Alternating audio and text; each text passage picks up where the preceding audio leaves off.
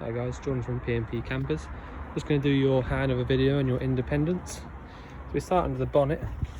We've got the washer fluid over here on the left, engine coolant. Check your engine oil level from here and top it up from this cap there. Power steering fluid goes in through into this reservoir here, and your brake fluid is over here attached to the servo down the back. Obviously it's had its full service, so it shouldn't need any of that touching, but that's where all the bits and pieces are. And just so you know how to open that up, a bit of a strange one on this one. So you've got the passenger door, and you've got this little catch under here, and you just pull this lever. So that's how you open that up. Oh, just whilst we're here, so in the middle here you've got air conditioning, which is AC there in the middle. You need to have this between either 1 and 4 to actually get the aircon to work. And then obviously you got your selector here, so windscreen and all that. So temperature on the right, 6-speed manual gearbox with cruise control and all those bits on here. Bottom stalk on the left, indicators and lights on the left, and washers and washer fluid on the right. You've also got your sort of music system here, so you can put your CDs and bits and pieces in there as well. 12-volt socket down here. But yeah, that's the main bits and pieces for the cab. So if we go in the side door now, so straight away you notice you've got your 12-volt fridge, which opens up from the left like so. To actually get that to turn on, all you need to do is push and hold this left button till you get the lights come up, and then once they're on, essentially you hear the noise start up. And as long as you've got lights on the right hand side there, then you're good to go, and it's actually cooling down as we speak. And then you just fill it up as much as you need. It is only a 12-volt fridge, but I think I did write on the hab sheet itself that when you are on hookup, the hookup will pull slightly more. That's just to try and keep the battery, the leisure battery, up to its sort of peak voltage. But it is only a 12-volt fridge. But I'll just leave that. Actually, no, I will turn it off because I'll forget otherwise. So switch that off, and if you turn this on before you start driving, it will stay on whilst you're driving, and also when you're not. So when you get to where you're going, everything will still be nice and cold inside the fridge. So if you look up here now, got your 2-burner hob and your sort of tap and sink. So you got a piezo ignition here, so if you push that down, you'll see the igniter arcing across, which you can't actually see on the video for some reason, but it is arcing across. And you've got a sort of a dial telling you which one's which. So this bottom one here is for this left hand burner, and the top one's for the right, so you don't burn your hand in lighting it up. So they both work, and they've both got thermocouples on them at the back, which means that if you were to light this up and for some reason the wind blew it out, it would realise that there's no more burnt gas coming through, and it would switch it off, so it wouldn't let any unburnt gas come through. The tap on here is just super simple. It doesn't turn either way, or well, it does, but it doesn't actually do anything. It's just literally a cold feed tap, and all you need to do to get that to actually turn on is click that button there. You won't hear it purge because it's a submersible pump, so it only works when you actually pull the handle. So pull it up like so, and try and remember to take this out, unlike me. So what's happening there is you've got your left hand button on there which says freshwater pump, and the freshwater sort of container is on the right with the blue pipe going into it, and the waste is on the left with the grey pipe going into it. So if you wanted to empty this or fill it up, you unscrew this cap and then pull out that lot from in there, undo your strap down here, and then do whatever you need to do with it, and then put it back in the same way, just like this. Not too tight, but just enough so that it won't leak out the top. And then as long as you've got water in there, you can use your tap up the top, and it'll automatically just run down into the waste. And obviously it's the same idea with emptying the waste. So if you can undo the top, the big screw nut there, take the actual thingy out, tank out, and then empty it out wherever you can, pop it back in, and that's it. And obviously they're much easier to clean than your average water tank would be on a bigger motorhome. So you can actually remove these totally, and even replace them if you needed to. So yeah, nice and easy in there, and also away from all your gas, which is good. So yeah, so we can close these down now. So it's simple, you know, switch the button on the control panel there on the left, then you can use your pump as long as you've got water. And I will show you how to turn on the gas and all that in just a second. So like I said, the very left hand button there, as long as that's got the light on it, that means your water pump will work, although it won't run until you actually pull the tap itself. And the rest of them are just lights. Okay, so if I turn all of these off, every single light apart from that one there, because that's the original Peugeot light, will go out. And then if I click them all back on, they all come back to life. And by the way, you've got a light inside here and a light inside this back locker as well. So if we have a look in here now, you don't have to worry about what's behind that locker because it's just wires, nothing interesting really. Down here underneath that box lid is your leisure battery, which has been checked on the hab check, and the thing there which has split charge is your split charge relay. So that means that when you start your engine, essentially your engine battery is charging your leisure battery. So when you get to where you're going, your leisure battery and your engine battery will be really nice and full up, and you know, got plenty of juice inside it to get you through the weekend or however long you're going to be staying away. The Hilter charger back there, so when you plug your hookup cable into it, which I will show you how to do in just a second, you will need to press the top middle button there, which I'll just zoom in, which says select. So if you click on that and choose down to charging, you'll notice that the you'll get a voltage coming up on that, but you will also get it coming up on here as well. So you've got 12.1 at the moment. If you switch the if you plugged a hookup cable into it and then pressed select and chose the 12 volt one at the top there, because you've got 6 volt on the left and 12 volt on the top as well. If you choose 12 volt and then select charging, then you'll be able to charge your leisure battery properly, and then this should slowly go up to around sort of 13, 14, that kind of number. And then obviously once you've done that, you'll have access to using these. I won't open it up because it's locked up at the moment. Well, not locked up, but closed up.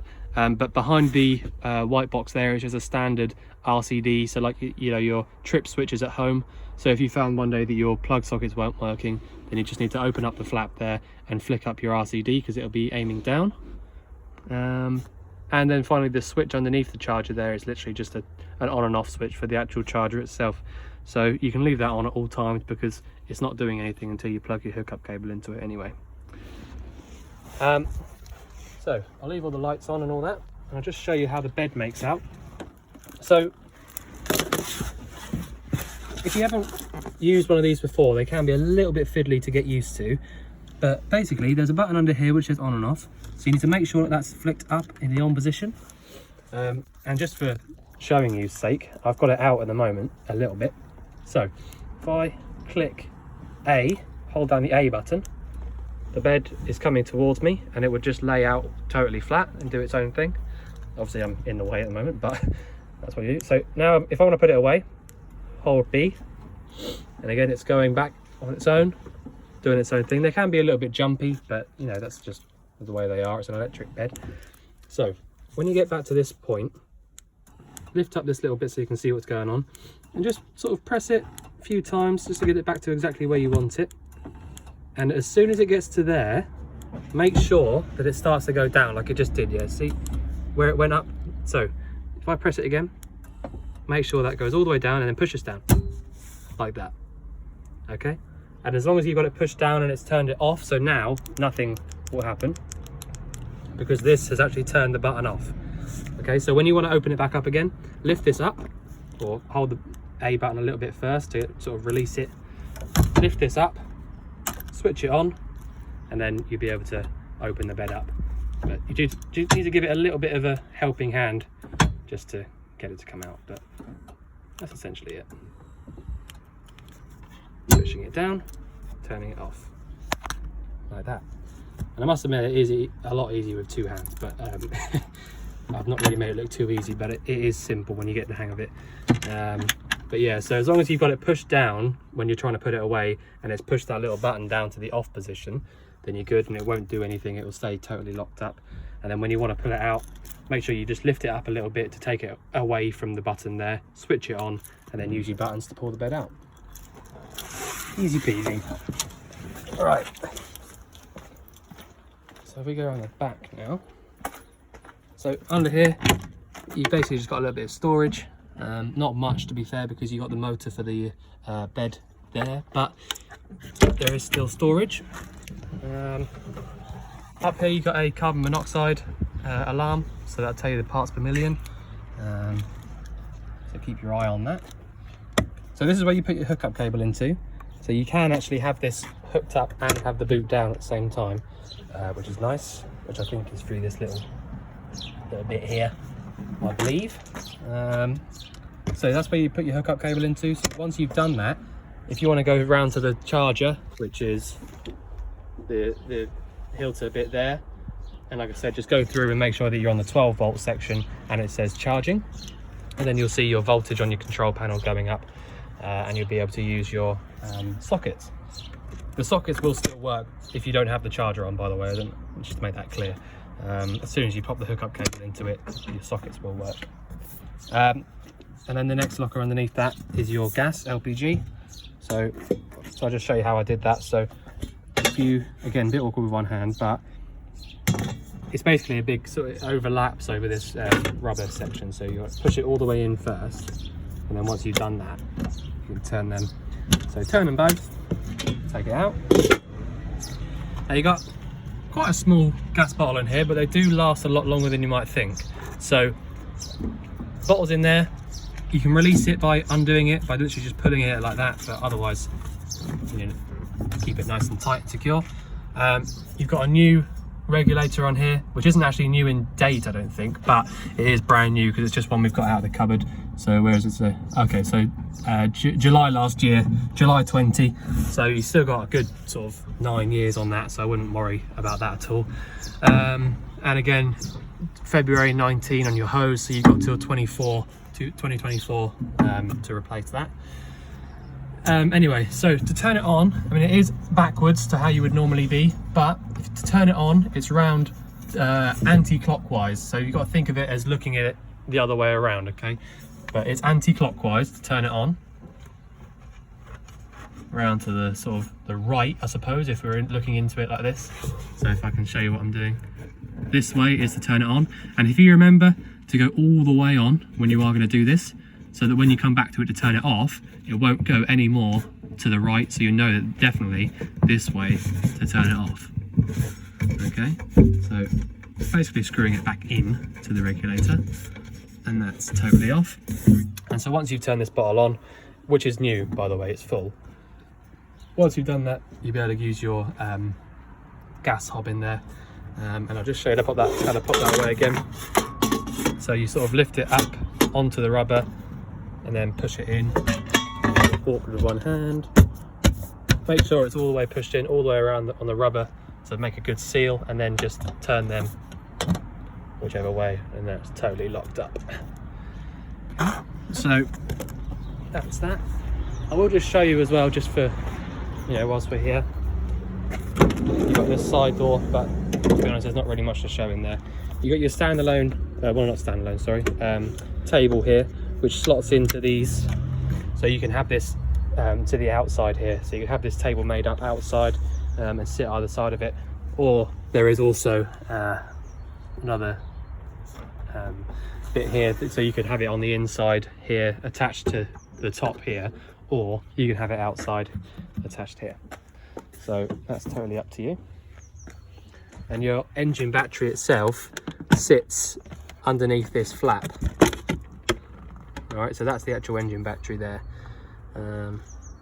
if you ever needed to get to it. So that's it. I'll just close them up now. I'll do that in a minute in two hands. Right, so yeah, mainly you've got the gas down there, which I've shown you how to turn it on and off. I've shown you how to lock up the cage.